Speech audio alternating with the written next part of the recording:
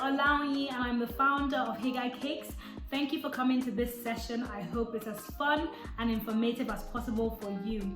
We're going to be talking all things Cake 101. So from flavors to tiers to color trends and shapes to florals and then to toppers. So let's talk about flavors. What type of flavor would be best for your wedding cake?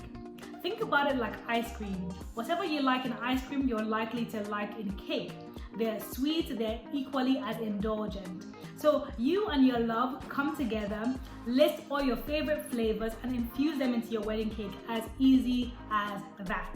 The next thing you want to consider is what position in each flavor is in your wedding cake. So you want to make sure that the most basic flavor, so the most universally loved flavor, is the bottom tier, it's the biggest tier.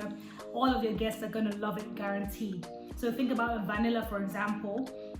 And to spice it up, you can actually have like a flavored buttercream. So if you don't want to be too simple and have vanilla on vanilla buttercream, you can have like a vanilla cake with a blueberry buttercream, for example, or any such flavor that's, a little bit more interesting than vanilla. And then you can go up in your experimental, in your experiments, basically, in terms of your flavors. So you can have like a mango passion fruit on the top, and you know that it's mainly going to be for you as a couple to enjoy after your wedding. Okay, you also want to make sure that each flavor complements each other. So you don't necessarily want to go for things that are too far apart. So if you're going for like summer flavors and then you go with breakfast flavors at the top, like a bacon maple or something, and then you go for like a strawberry and white chocolate, it might end up clashing.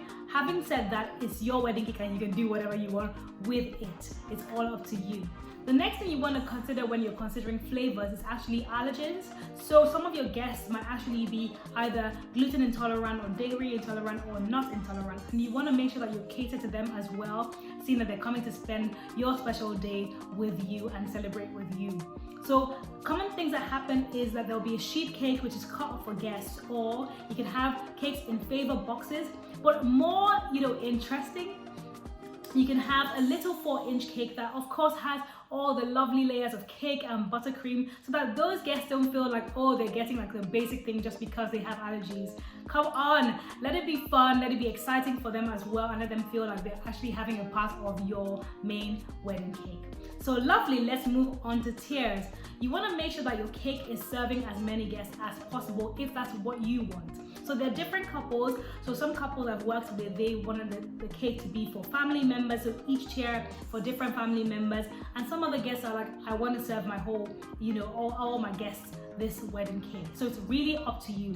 So typically you have a 2-tier cake that would actually feed about 100 to 200 guests, and then it goes up like that in hundreds or hundreds plus. So you might want to think, do I want my wedding cake to serve all my guests or not? Also, if you're having a sweet table, which is normally towards the end, towards the party time, you might not want your cake to serve all your guests because there'll be cake on your sweet table anyway. So that's one thing to consider. Another thing to consider is definitely for beauty and stability. You want each tier that's on a base tier to be 2 to 3 inches smaller. So you want to be going up in 2 to 3 inches difference. That way, each cake tier can sit on the one below it comfortably, and you can see the beauty of each tier even more. So your standard measurements normally go as 4 inches, 6 inches, 8, 10, 12, or you could go 4, 7, 10, 13, and that way you're just getting the beauty. I think 2 to 3 is a very good standard measurement. 4 inches might be a bit much, but it's not too bad as well. Anything above 4, not advisable.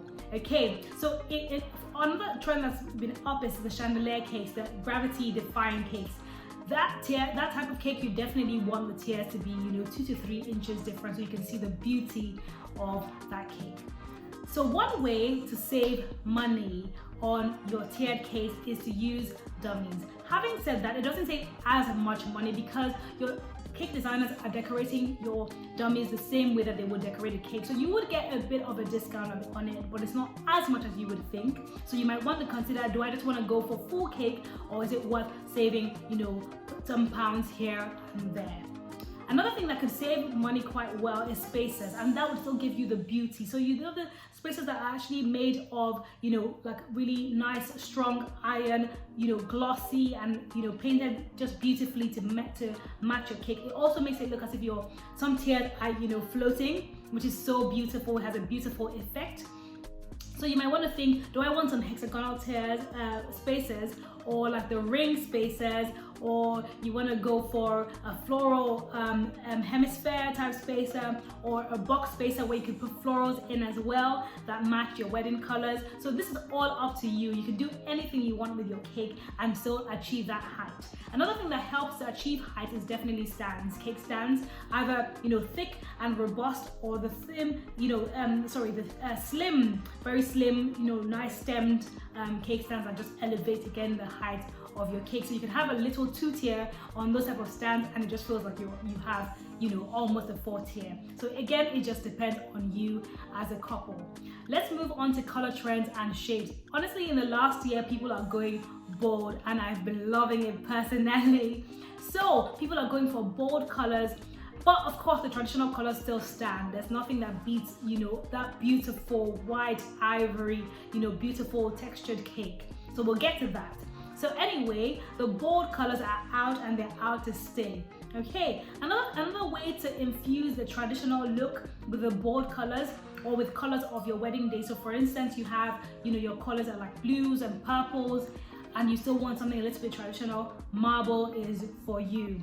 So having a white background cake with lovely, beautiful, serene lines of blue and purple, or whatever your wedding colors are, and that way you're getting the best of both worlds. You might want to consider that it just gives almost a water feeling. Marble is absolute beauty. Another thing that's been really, you know, on trend is mono. So having your cake in one color, pretty much either hues of the same color, or just literally the same color, just that one, you know, hue of that color.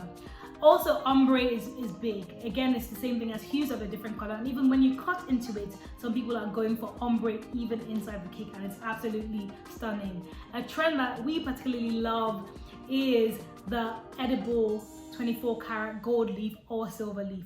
I mean, your cake looks like money, literally, and it doesn't even need the floral adornment, or you can go ahead and put the floral adornment on there.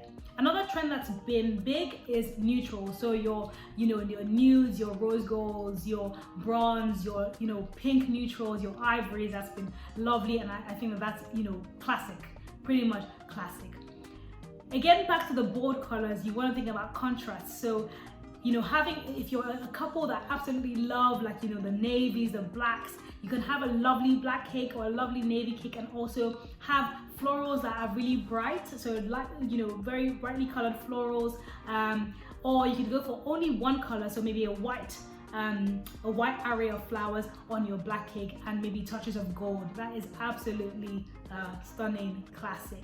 Another thing we spoke about earlier was texture. I mean, a white cake, plain white cake, goes from flat to, you know, just impeccable when it has textures on it. So textures, different designs, you know, just all white. I mean, that's definitely a favorite for us. Another trend that's been really big is the rustic trend. So you're thinking, if you're doing having a barn wedding or an outdoor wedding, you might want to go for the rustic trends of the, you know, the autumn colors. And then you have your wafer paper flowers, which is also a new trend, which also just gives that ethereal, you know, that earthy tone, the earthy look, the earthy vibe. So if that's for you, then you definitely want to go with the rustic feel. We're going to move on to florals. So florals are obviously a big thing in the cake world. They just take your cake to that next level. So there are different types of florals that you might want to consider when you're talking about your cake, the wedding cake. So there's sugar flowers, which are beautiful, and absolutely time consuming, and they tend to be expensive. But of course, if that's within your budget, then all well and good, go for them. Another thing that you can consider is actually artificial flowers. They have a wide variety, they look real, and they don't cost as much. They're absolutely beautiful, you know, and you pretty much get that beautiful, you know, wedding cake without spending as much money. Another type of flowers that are very common as well are fresh or preserved flowers. So that way as well, it's less time consuming, you're spending, less money than sugar flowers, and you're still getting an absolutely beautiful cake. To top it all off, the icing on the cake, not literally, is toppers. The topper world is huge at the moment. There's so many different toppers that are beautiful. They just take your cake to that, next personalized level. So you can go from having silhouettes of you and your love on top of the cake, or, your initials, or the wedding date, or where you met, or you have lovely acrylic cake charms. Honestly, the topper world is endless. Another thing you can consider is definitely isomalt toppers. So that can be made by your cake designer. And it's just that glassy feel, clear glassy feel, and it's almost just so, it's just so abstract and so beautiful. So again, all of these things you can consider. So just a recap on all the things we've spoken about today. Flavors. Let your flavors be as simple and beautiful, or let picking your flavors be as simple and beautiful as picking your best ice cream flavors. It's that simple. You can go as crazy or as simple as you want with those flavors, and make sure you're thinking about yourself as well as your guests, but mainly yourselves.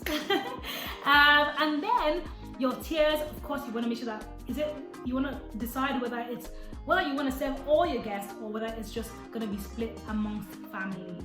The next thing we spoke about was color trends and shapes. Again, let it represent you as a couple. Go as crazy or as simple as you want. And then also the florals, again, is more beautiful and cost effective depending on your budget. And then with toppers, do you want to go personalized or do you want to go without toppers? Because cakes are beautiful without toppers as well. So it's all up to you. Thank you so much for for joining this session. I hope you enjoyed it. You can find our stand at M27 Hegai Cakes, and we hope that we'll be the ones designing your wedding cake. Thank you so much. It's been allowing you from Hegai Cakes. Take care. Bye. Enjoy the show. Bye.